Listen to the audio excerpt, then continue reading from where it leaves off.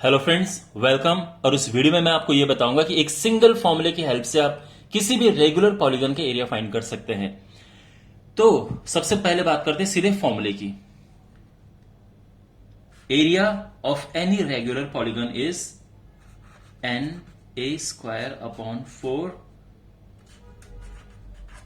10 90 into n minus 2 divided by n.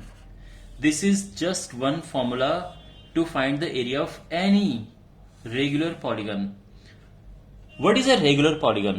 Any polygon in which all the sides and all the internal angles are equal is called a regular polygon. जो side है सारी equal होनी चाहिए और जो उनके अंदर के एंगल्स हैं वो सारे एंगल्स इक्वल होने चाहिए, तो हम इन्हें कहेंगे regular polygon. It's a so all these are regular polygon. Square is also a regular polygon because all the sides and all the interior angles are equal. ये पेंटागन है, ये हेक्सागन है, और कोई भी पॉलीगन हो उसका एरिया आप फाइंड कर सकते हैं इस एरिया की हेल्प, इस फॉर्मूले की हेल्प से, where n is number of sides and a is length of a side.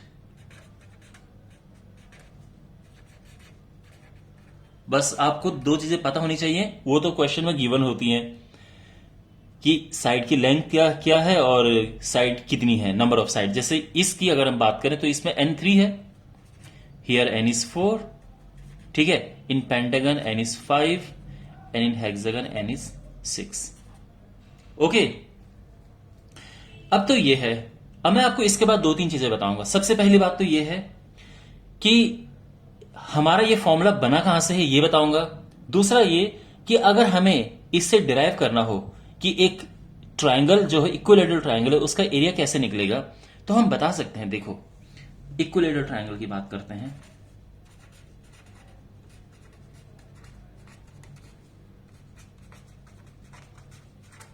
तो इसके लिए जो n है वो क्या होता है, आप जानते हैं कि इक्विलेटरल ट्रायंगल में n3 होता है.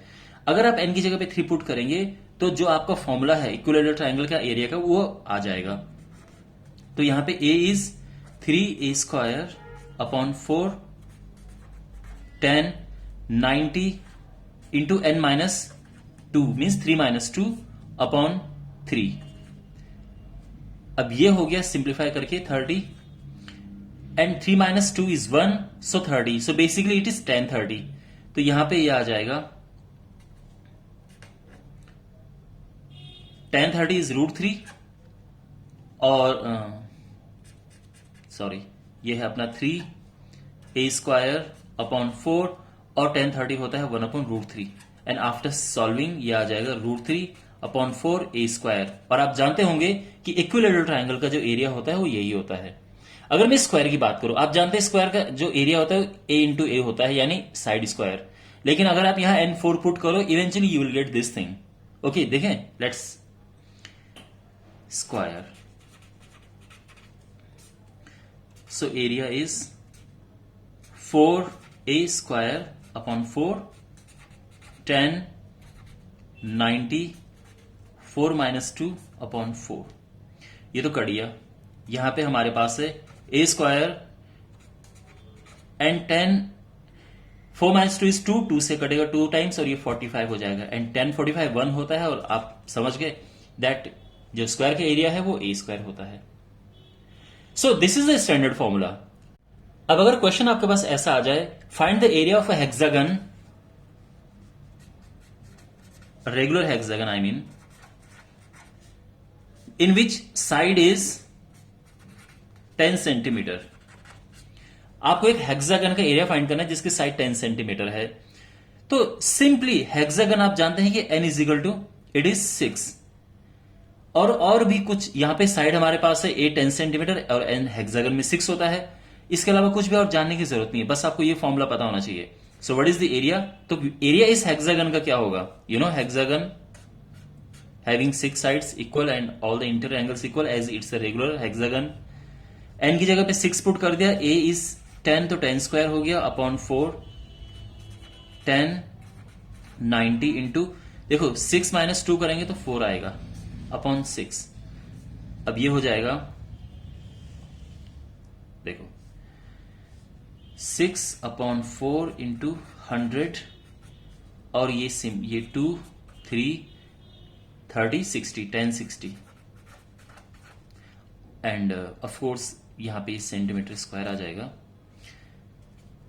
6 ये कट के 3/2 आ जाएगा। So it is 3/2 into 100 and it is √3।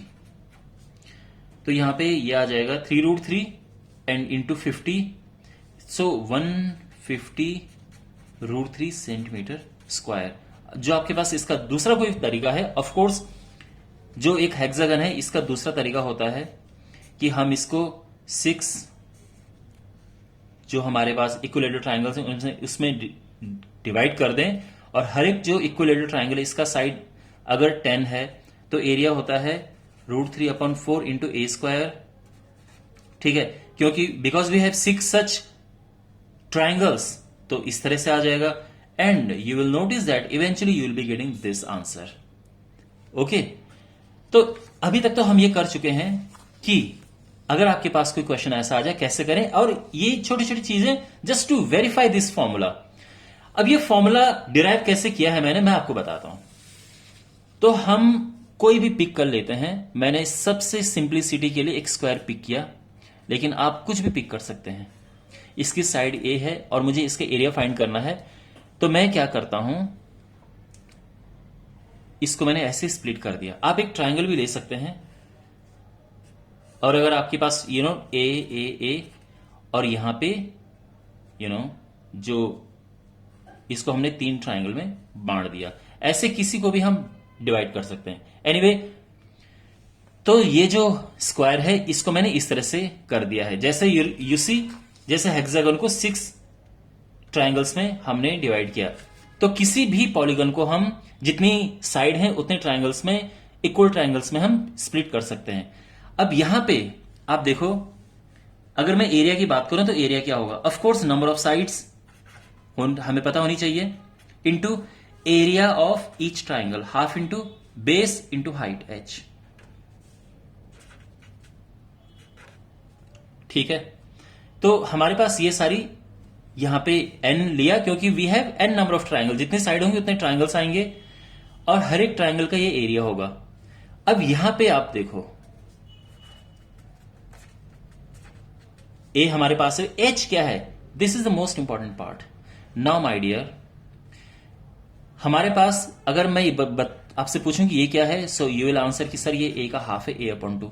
अच्छा, सपोज दैट ये एंगल थीटा है, तो ये वाला एंगल क्या होगा, तो ये वाला एंगल होगा θ/2, थीटा डिवाइडेड बाई 2। ठीक है, मैं अगर केवल इस ट्राइंगल की बात करूं तो इस ट्राइंगल से जो h आएगा that will be a/2 tan θ/2।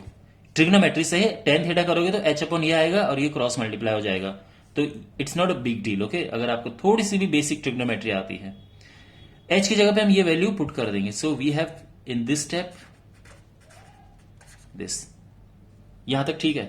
तो ये हो जाएगा हमारा na²/4 tan θ/2।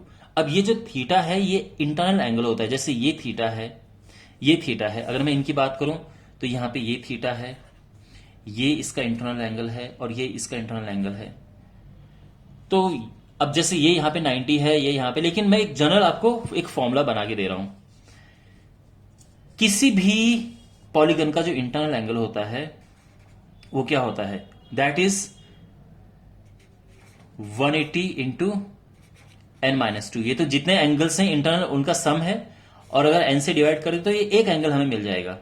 So basically 180 n-2 upon n, और साथ में अपना 2 है, और जब आप 2 से इसको काटेंगे तो हमारे पास फॉर्मूला आ जाएगा a is equal to na²/4 tan 90 n-2 upon n, and this is our formula, right? So I hope ये आपको इंटरेस्टिंग लगा होगा, and if you find this video like interesting or nice, you can subscribe to this channel and share this video. So I'll see you in the next video. Take care.